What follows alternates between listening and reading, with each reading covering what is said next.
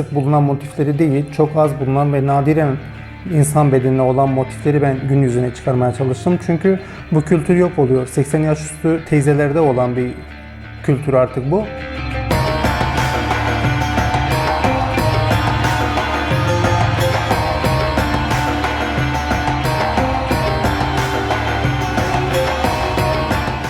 Sekiz yıl olacak dakle hani ilgileniyorum. Başta kendime yapmakla başladım, çevremdeki insanlara yapmakla başladım ama sonrasından artık böyle derinlemesine bir araştırma sonrasında gelişti. Çünkü önce tekniklerini öğrendim. Kendimi böyle aslında var ettiğim bir şey oldu. Mesela ben ilk bu çenemdeki dakle yaptığım zaman psikolojikmen ve mental olarak çok böyle kötü olduğum bir süreçteydim yani öyle söyleyeyim. Ve inandım buna ve benim yaşamı aydınlattı bu güneş yani ve ondan sonra dakle birlikte benim hayatım çok farklı noktalara evrildi yani. Mesela bana böyle bir şey getirdi. O anlamda gerçekten inanıyorum yani bu severek ve inanarak yapıyorum ve bana verdiği bu güzel duyguyu başka insanların da yaşamasını istiyorum ve aynı zamanda bu kültürün kaybolmasını istemiyorum. Dövme geleneği maalesef günümüzde devam hemen hemen etmiyor gibi.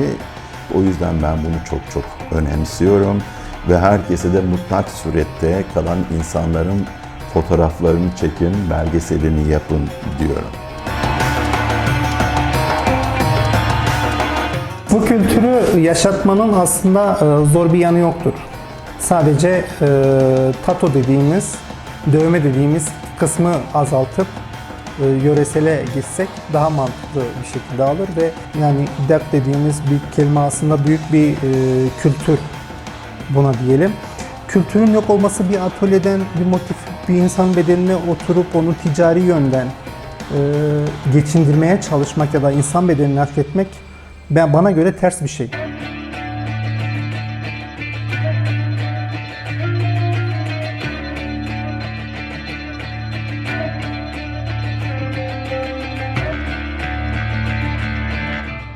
Biraz da maalesef kaybolmaya yüzde tutmuş. Artık sadece böyle 60-70 yaşlarındaki teyze ve dedelerin vücutlarında görebiliyoruz. Onlar da hayatlarını kaybettikten sonra da son temsilcileri onlardı ve bir nevi artık onlar dakle ilgili o bilgiler de yok oluyor.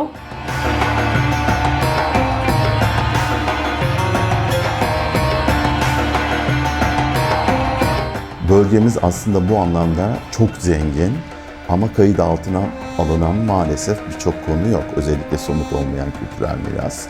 2003 yılında UNESCO somut olmayan kültürel mirası zorunlu kılıyor. 16 Ekim 2003 tarihinde. Türkiye'de 2006 yılında bunu imzalıyor. Burada amaç somut olmayan kültürel mirasta dövmeyi kayıt altına almak. Ve bunun müracaatını da ben yaptım. Şu anda Kültür Bakanlığı'nda duruyor. Korumada toplumsal yarar çok önemlidir.